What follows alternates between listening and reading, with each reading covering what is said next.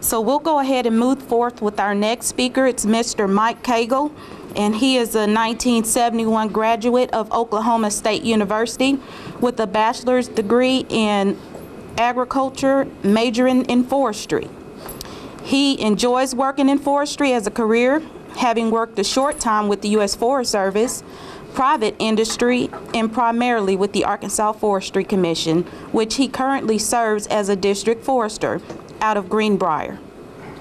He and his wife, Janet, lives in Conway, Arkansas.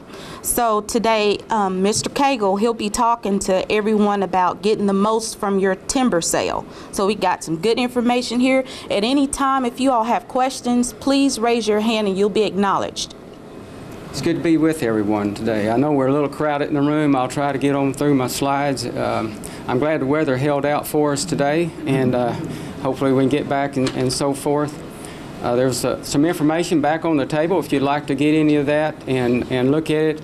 And appreciate Yvette asking us to come down and talk. I'm going to talk a little bit about getting the most from your timber sale. Arkansas is a pretty diverse state, as you know. We can go all the way from the bluffs and the mountains. This was taken on the west end of Pettigene Mountain, all the way down into the Arkansas River Valley. We got hills, we got streams, and we got pine here.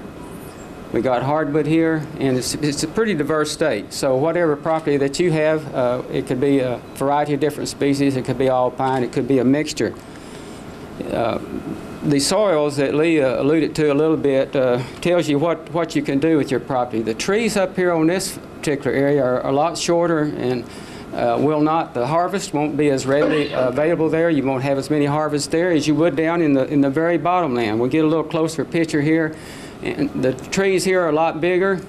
And so you're going to enter that stand more often than you would up here. The site index was talked about. The site index is shorter up here. Site index is a measure of trees at 50 years. The height of the trees at 50 years. So we might have, forester might say you have a site index of 50 up here, 100 down here. You're just going to enter that stand more often. So you need to look at your soils, what you have, and talking about a management plan, and go with your recommendations as whatever a forester.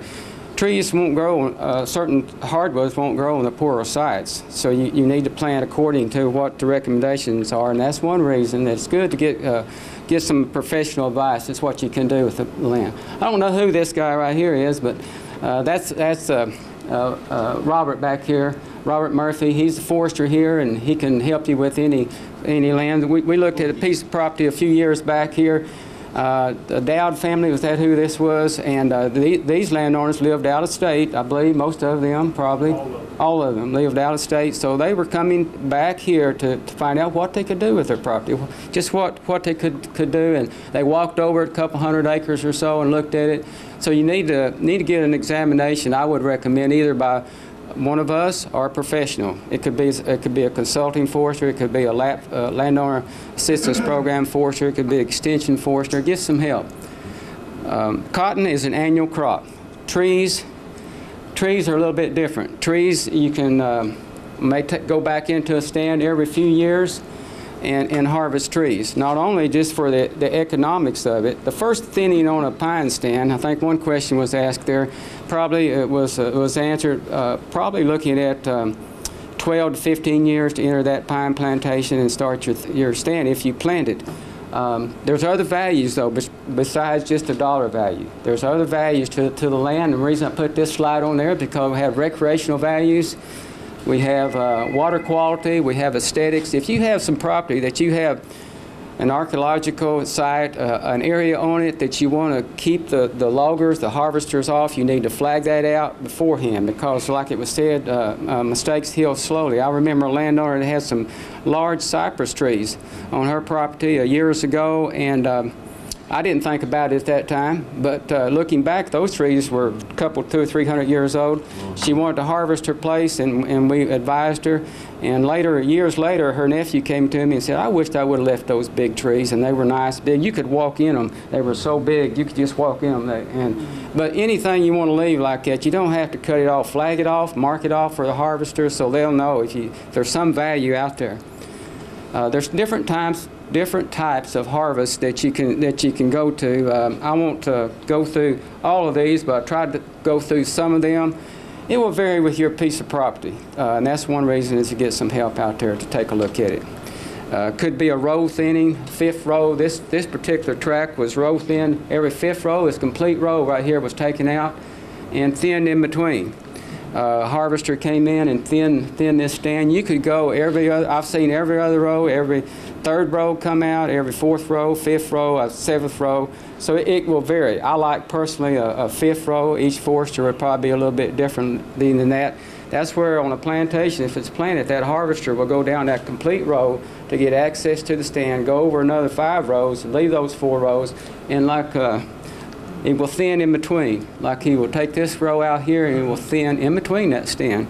And the reason they do that is to, here's one that is, reason to do that is for growth purposes, but here's a tree later on. You'll get some damage to a tract by logging, but you want to minimize it and just keep it to a minimum as much as you can and monitor that cell or have a professional to monitor the cell. But the growth rings of this particular tree, small tree, tends to slow down right in here, and that's one reason that you want to manage your land and to keep it growing good. The one way that we can go into a stand and take an instrument like this and core into a tree with this instrument, put this little stem right in the middle of it here, and we'll pull out a core. We don't have to cut down the tree to see how old it is. That way, we can tell how fast it's growing. This particular tree, see how it grew here? All the way out. Pretty good growth rings. So we want to keep a tree really growing good and healthy. Selection type harvest is one where you would leave a tree right here, harvest one here, and there will give him more space to this. This landowner here is in southern Faulkner County. This stand's 30 years old. He planted it, and if you'll notice, that tree's marked by paint. You don't turn your logger or harvester loose in there, and there's some good loggers out there, good contractors. Logging is hard work, but you want to try to protect yourself as much as you can when you're selling timber, and don't do the handshake method. Get a good contract when you're selling timber. But this is another selection harvest. If you see a tree right here that's marked every once in a while, this is called a wildlife cut, where you're opening up the stand to bring browse and also mass up here in the trees.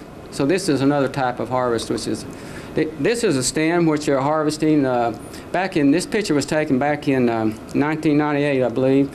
This is a stand. If you notice the row out here, the complete row that's taken out here, it yielded back in 98, planted in 84, 14 years old, I believe. I've done my math right there, 14. Yielded 30.3 tons per acre, $9,000, and that's at $5 a ton on 60 acres. I took this picture last week, I believe it was Monday. I just happened to know that this stand was being thinned. And if you'll notice that this is the row that's out of that stand, that was the other picture. And now it's closed back in. This stand, it was marked by a consulting forester. You can see a little bit of paint on here. So the first one was a thinning, the second one was a thinning harvest. And you see where it's marked there. This one, second thinning, yielded about $1,183 an acre on a 28-year-old stand, $71,000 for the 60 acres. And I talked to the consultant about this, and he cut about a little over half of it out. Now he'll probably go back in another 10 years and either look at another thinning or clear cut and start over with. He's trying to keep this stand doing good. Yes, sir. How much of that is the owner get? How much of that is the landowner actually get those prices you got up there? Okay, the question is how much does the landowner get whenever they have a timber sale? I highly recommend using a consultant.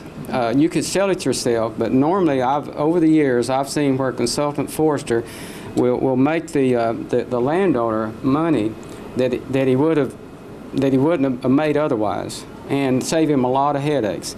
Normally consultants charge on average probably about 10%. I've just seen over and over cases where tracts have done better with using a consultant forester, so he would have gotten, the landowner would have got 10% off of that, which he's an absentee landowner, and a lot of headaches are saved by him hiring a consultant forester. Thank you for the question. Repeat that again. You said the consultant got 10% of the landowner. The consultant got 10% of it. And Who finds the customer be? You know, going to sell this timber. The consultant is the one who finds the customer. well, we have a directory. We have a directory of consulting foresters, and the homeowner or landowner can go and select the consulting forester that they want to use. And you want to check references if you use a consulting forester. But to answer your question was how much does the landowner get to 10% or does the consultant? The landowner keeps the 90%. Correct. But the consultant is the one who finds the individual who's going to buy the timber. Yes, ma'am. The question is, does the consultant find the individuals to buy the timber? What they will do is bid the timber off and get the highest bid. And they know the markets, they know the buyers, they know when the market is up and when it's down. If I had timber, I don't know too much about timber, but what little I know, I'd probably use a consultant forester just because I've seen many times. Now, a landowner can sell themselves, but I would recommend highly getting more than one bid, getting the highest bid, having a great contract, and we've got samples of contracts back here that you can use. But we don't do it normally, sell timber that often, where a timber buyer coming in, he's got a little advantage over you. You know, they do it every day. They know where they can go with it and everything. And I know the good old boy method is used some, but I've just seen a lot of times when the landowner has not been happy with that. And if the prices go down, they may move off. I've just seen heard of a lot of horror stories there. This is a clear-cut type of harvest, where all the merciable trees are taken out. This had to happen. This was a fire up at Casa, 800-acre fire. This is more or less a salvage cut that the landowner had to cut, or else just leave the trees to stand and ruin. So he cut them out. Now, right across the road was his sister's property. The landowner didn't use a consultant on this. He was out of state, lived in Washington, but there was a little bit of wood left here that if he would have had someone overseeing the property, I think they would have had these trees taken out and sold. There's a little bit left there.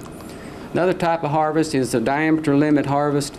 And this is one where you would take out all the big trees. Let's say you were to say to a logger, well, take everything that's like 12 inches on the stump or 16 inches in the stump. This is one I really don't recommend, just because Lee said that your faster trees, these dominant trees, these are ones you want to take a few out, but leave most of them in the stand to grow because they're already growing good. You just want to keep them going. I really don't like a diameter limit harvest. I know that's practiced some, but like you take a stand here. This is a picture taken near Malvern. You got your better oaks in here. If you take a lot of those out, you're going to leave some poor quality species on the bottom here, and you don't want to really do that. Mike, Yes, ma'am. I was in one of these sessions where I said, if I understood correctly, the person said, if you're growing pine, hardwood, you'll find hardwood trees growing up there. And by the time you harvest all the pine, you should have a stand of hardwood.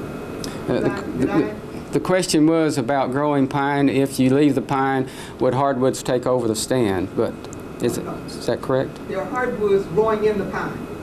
Well, The seed have blown in or gotten in there. And I thought the person conducting the workshop said, by the time you harvest the last of the pine, you should have a full stand of hardwood. That's not true? No, ma'am. Okay. No, no. It depends on your stand, but normally not. Normally not, because it depends. If you have a lot of young trees underneath that stand, you take out all the pine, whatever's there is going to try to come back. But we try to maintain the stocking or the density of the trees where it's pretty well shaded on the bottom, and you would want to start over. Now, you'll get some invasives in there, what we call invasives, shade-tolerant species in there, but normally that doesn't happen unless you just don't harvest right or manage the stand right. A seed tree harvest, I really don't like this one too good. Is this Mr. Dowd again? One of the Mr. Dowds. Here's where you leave trees in a stand and it comes back and seeds in. This gets too thick a lot of times. And here's Robert on where you're having a pre-commercial thin. In other words, the trees are too thick.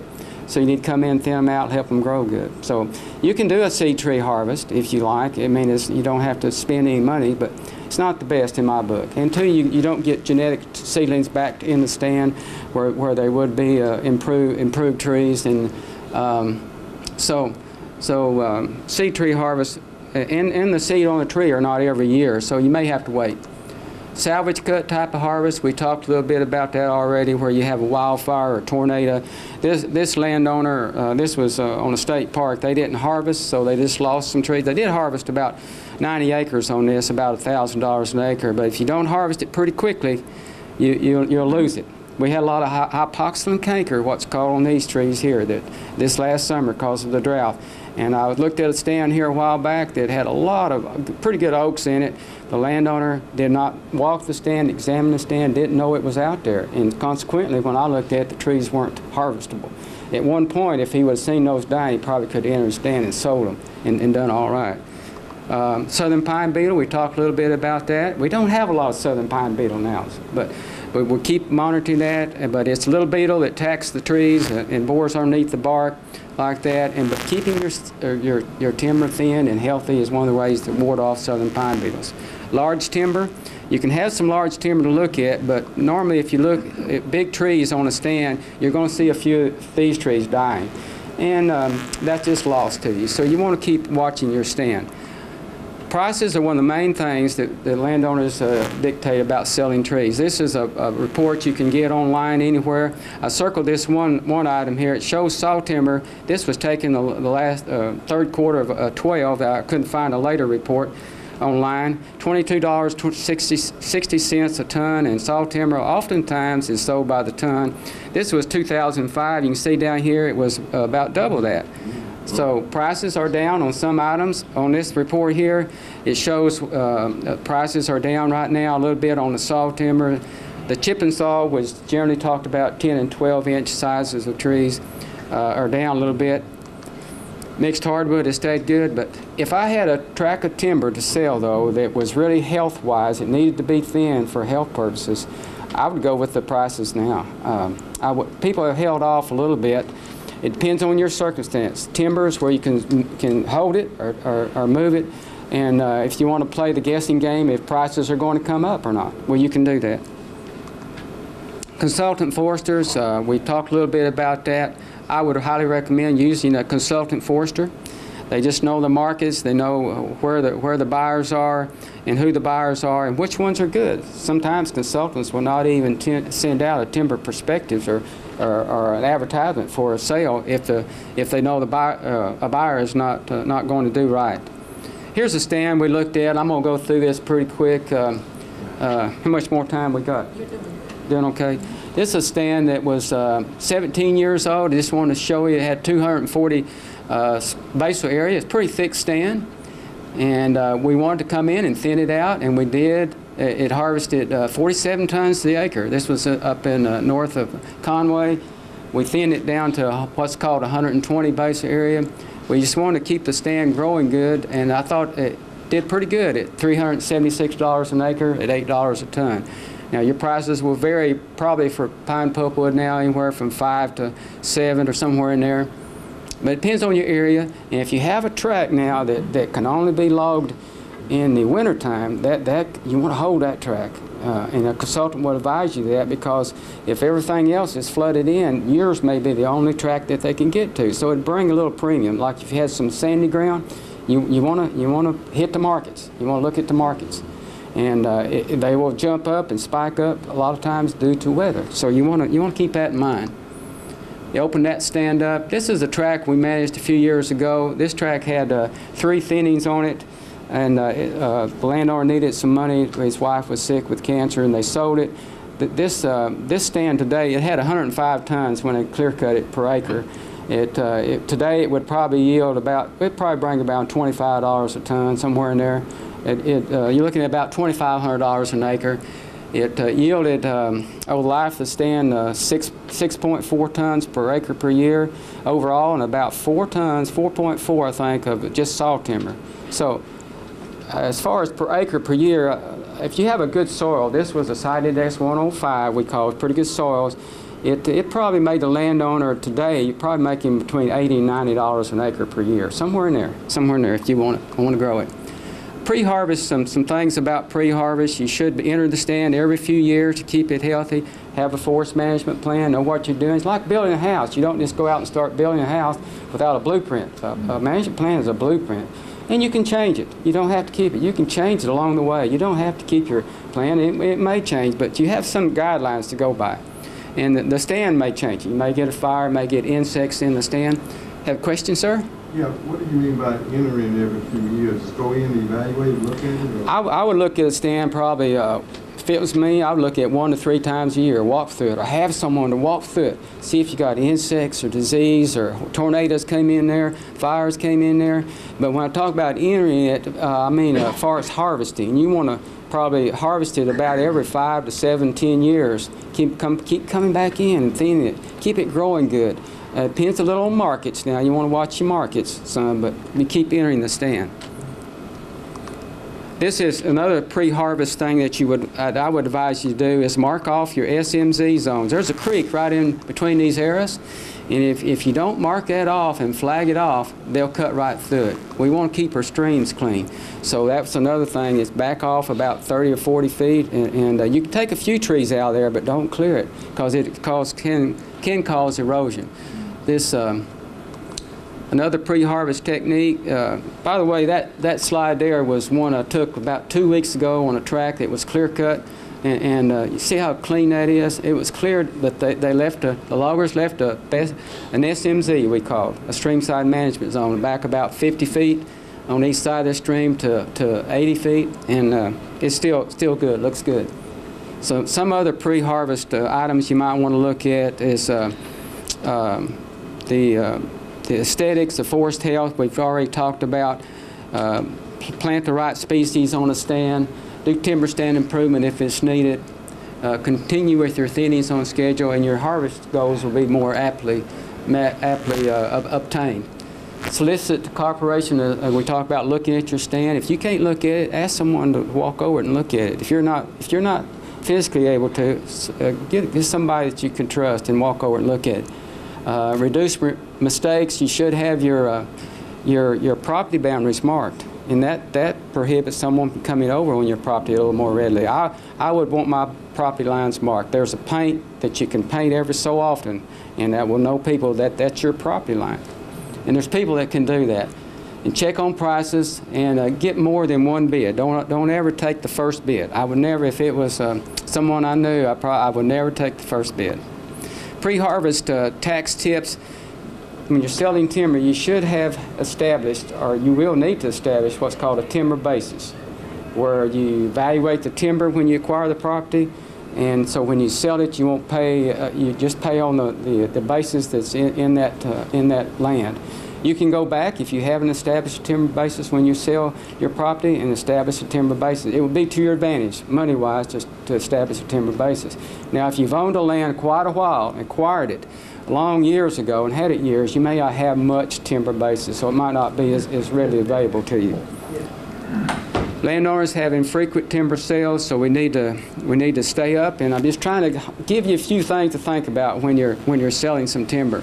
Have a good contract. And it protects you and also protects the buyer. This is a stand right here that one of the things you want the logger to do whenever they get through is to close out the sale. You see this hump of dirt here over that? It keeps someone from coming in your land and making 5 minutes, okay, making a dump on your property. This particular stand was on 80 acres. I looked at it about 2 weeks ago. The harvester, the cutter, did a good job here, but over the backside over here, there was 2 roads on that 80 acres. No, she had 40 acres. That he didn't do anything to keep anybody from in there, and they're going to come in there and hunt. They're going to come in there and also could dump some on there. So that's one of the things to close out the sale. And I really there's other things there that if there's rutting on the property, you want them to fix that. You can post-harvest, you can leave it alone for another harvest for another 7 to 10 years. You can plant back. If you do, that's up to you. Check out your tax obligations. We've talked about that, and look over the property. The one thing I didn't cover there was performance bond. On a contract, I would highly recommend the logger, whoever's buying your property or the consultant, to put a performance bond in that contract. I have some back there. That way, if they don't do things like the roads, if they don't clean out the rutting places on the property, there's some money put in escrow. The consultants are aware of this. It's highly common. It happens to put up a performance bond to make sure they'll treat your property correctly. Yes, sir. Do you have a question? Could you talk a little bit about timber thefts? Does anyone want to mention that? The question is about timber thefts, and it does happen every once in a while, and marking your boundaries would help prevent that as much as you can. But we have a law enforcement team. There's about four men across the state that can, if you have a timber theft, we can help you investigate that. And they've had some cases where, I hear one just recently, like $250,000, a logger had been diverting. You can sell timber lump sum where you get one particular price, or you can sell it pay as you cut. If it's pay as you cut, where they just cut it by the ton and pay you every week or 2 weeks, you don't always know if that logger is hauling that to a particular mill or taking it to another mill every once in a while and pocketing himself. So in that case, this logger had done that occasionally, and he got convicted. He went to court and got convicted. But if you have a timber theft, we can investigate and help you in any way, any way we can. Time's about up. I got a few pictures here of some big logs back in Crittenden County, 1915. These are hardwood oak logs. Now, aren't they pretty? Now we take trees down to a small top. Then, they didn't do that. This is some pine logs in South Arkansas. I'm not too sure where that's at. Some nice ones. Here's a train pulling some logs. Now, here's a big tree out in California. Have any of you seen the General Sherman trees? Okay, 25 feet through, 275 feet tall. This is George Reinhardt here. Pretty stand. Here's George. George is 6'6". He's a big guy. Coming through that door, he'd have to nearly duck his head. But that's some of the harvesting that has went on. We also have some big pine in South Arkansas. I'm not sure this tree's still standing, but I'll show you what it do. And this is the largest tree in the state, I believe. It's a cypress, 14 feet through. It's southeast of Stuttgart in the White River Wildlife Management Area, about 1,100 years old. I know exactly where it's at. You do? Okay. I've been there many times. He's been here. He's seen that tree. Is it? Okay, 14 feet through. Okay, any questions, comments? Be glad to try to answer anything. Okay. Thank you for your time. All right. We'd like to thank Mike Cagle for that information. There's a couple of things I want to point out to you all. We have a law enforcement brochure on the table there that's got the numbers and email addresses for all of our law enforcement officers. If you've had a timber theft issue or suspect or would like to know how to protect your property from timber theft, please give these guys a call. We also have a directory here, and it's got all of our county foresters and county rangers information in here, telephone numbers, cell phone numbers, and email addresses. So what you do is find your county listed here and find your contact information. And please, if you're thinking about doing a timber sale, please get help. If you get contacted, someone knock on your door and offer you some money for your timber, please get help.